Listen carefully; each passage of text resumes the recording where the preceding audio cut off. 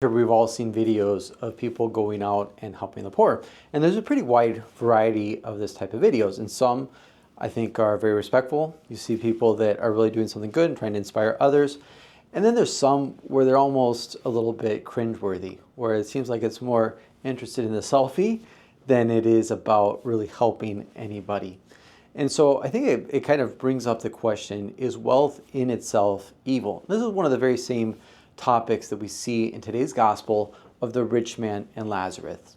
Lazarus was a poor man, and he lived literally on the doorsteps of the rich man's house. And yet this man never gave him anything. He would have huge parties at his house. He would bring a lot of people in, lots of food, and he didn't even give the leftovers to Lazarus, who was out there.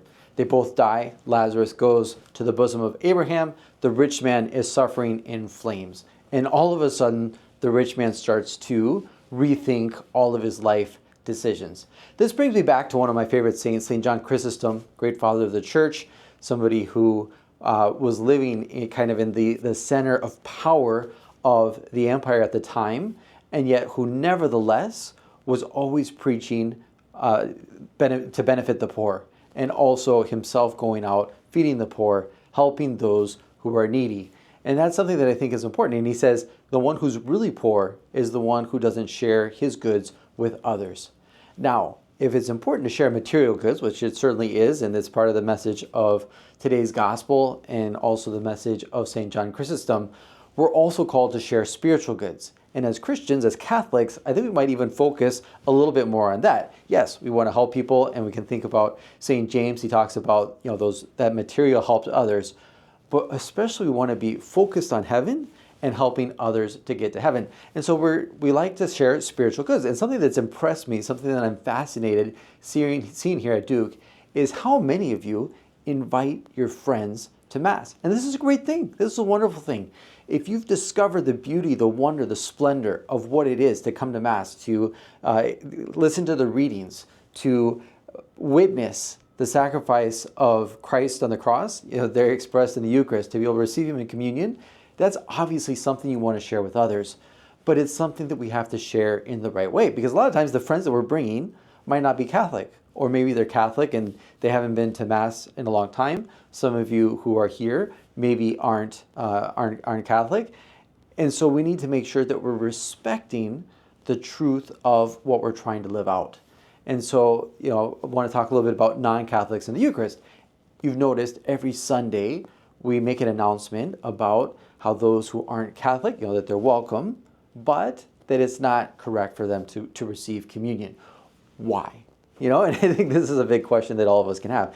And it's because, we're following the teaching of St. Paul, where he says, before coming and receiving the body of the Lord, the chalice of His blood, that everybody needs to discern to see whether or not he or she is ready. And this is part of what we do every time we come to Mass. We start with the Confiteor, with the I confess. We're having a little bit of a conscience exam. We see, am I ready today to receive communion?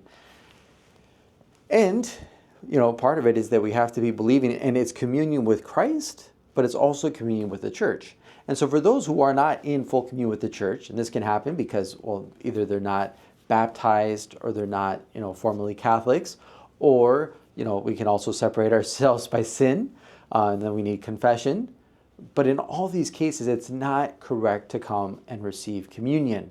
Now, this can kind of feel a little bit uncomfortable sometimes because, we have this mind of we want to include everybody, but we have to do it the right way. And that's something that's so important. And it's really about love, not about exclusion.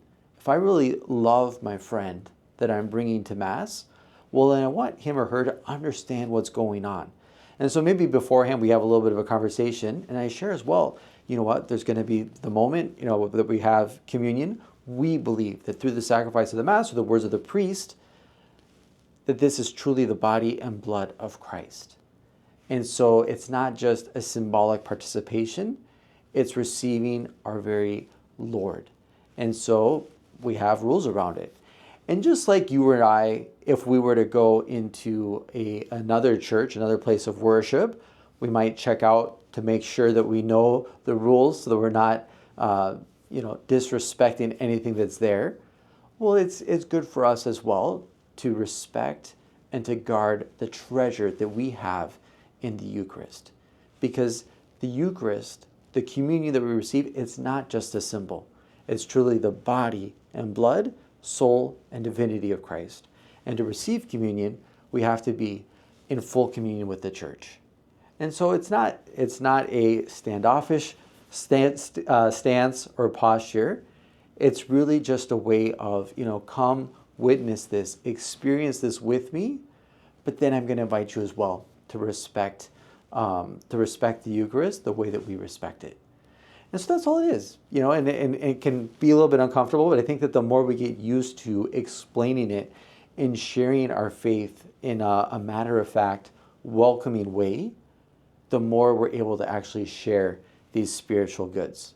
So I hope that helps a little bit, and that we're all able to preach the gospel, first with our example, also with our words, and share our material and our spiritual goods with others. God bless.